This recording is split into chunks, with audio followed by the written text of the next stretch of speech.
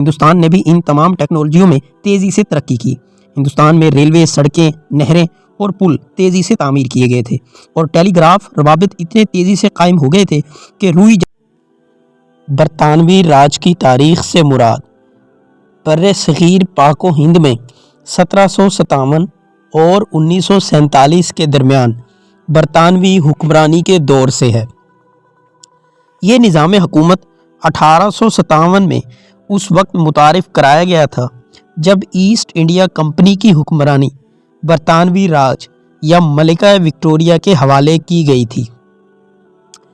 اسے 18 میں ہندوستان کی مہارانی یا ہندوستان کی مہارانی قرار دیا گیا۔ یہ حکمرانی 1947 تک برقرار رہی جب بر صغیر پاک و ہند کے برطانوی صوبوں کو تقسیم کر کے دو تسلط یا تسلط پیدا کیے گئے۔ یہ دونوں بالترتیب ہندوستان کا تسلط اور پاکستان کا تسلط تھے۔ آبائی ریاستوں کو ان دونوں ممالک کے درمیان انتخاب کرنے کا موقع فراہم کیا جاتا۔ یہ دونوں ریاستیں بعد میں جمہوریہ ہند اور اسلامی جمہوریہ پاکستان بن گئیں۔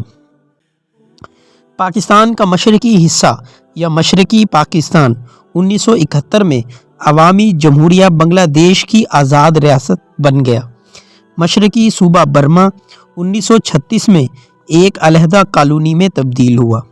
1948 میں برما نے آزادی حاصل کی۔ انگلش ایسٹ انڈیا کمپنی ایک انگریزی اور بعد میں برطانوی مشترکہ اسٹاک کمپنی تھی۔ یہ بعد میں بحر ہند کے خطے میں تجارت کے لیے تشکیل دی گئی تھی۔ ابتدا میں مغل ہندوستان اور ایسٹ انڈیا کے ساتھ اور بعد میں چنگ چین کے ساتھ تھے۔ کمپنی نے بر صغیر پاک و ہند کے بڑے حصوں، جنوب مشرقی ایشیا کے 9 آبادیاتی حصوں اور 1858 سے 1947 کے درمیان بر صغیر پاک و ہند پر چنگ چین کے ساتھ جنگ کے بعد ہانگ کانگ کی 9 آبادیاتی قبضہ کرنا کو ختم کر دیا۔ گورننس کا نظام 1858 میں قائم کیا گیا تھا جب ایسٹ انڈیا کمپنی کی حکمرانی ملکہ وکٹوریہ، جسے 1876 میں ہندوستان کی مہارانی بھی قرار دیا گیا تھا، کے شخص میں ولی عہد کو منتقل کر دیا گیا تھا۔ یہ 1947 جب تک چلا۔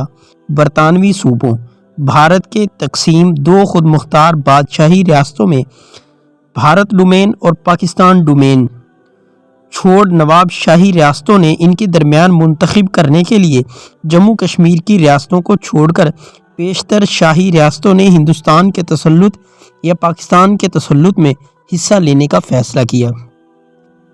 یہ صرف آخری ہی لمحے پر ہوا کہ جموں کشمیر نے آلے کے تبادلے پر دستخط کرنے پر اتفاق کیا۔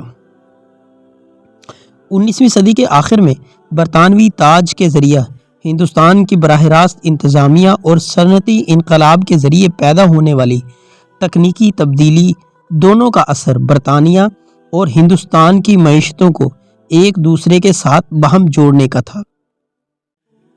در حقیقت نقل و حمل اور مواصلات میں بہت ساری بڑی تبدیلیاں ہوئیں۔ چونکہ ڈلہوزی نے اس وقت برطانیہ میں فنی طور پر تکنیکی تبدیلی کو قبول کیا تھا، ہندوستان نے بھی ان تمام ٹیکنالوجیوں میں تیزی سے ترقی کی۔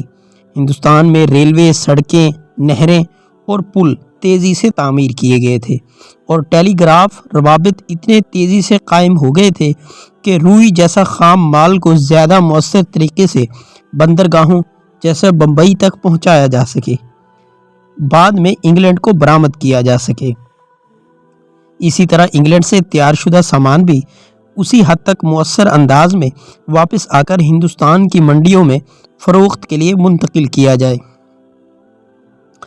تاہم خود برطانیہ کے برعکس، جہاں بنیادی انفراسٹرکچر کی ترقی کے لیے مارکیٹ کے خطرات کو نجی سرمایہ کاروں نے برداشت کیا، وہیں ٹیکس دہندگان بنیادی طور پر کسانوں اور کھیت مزدوروں نے خطرات کو برداشت کیا۔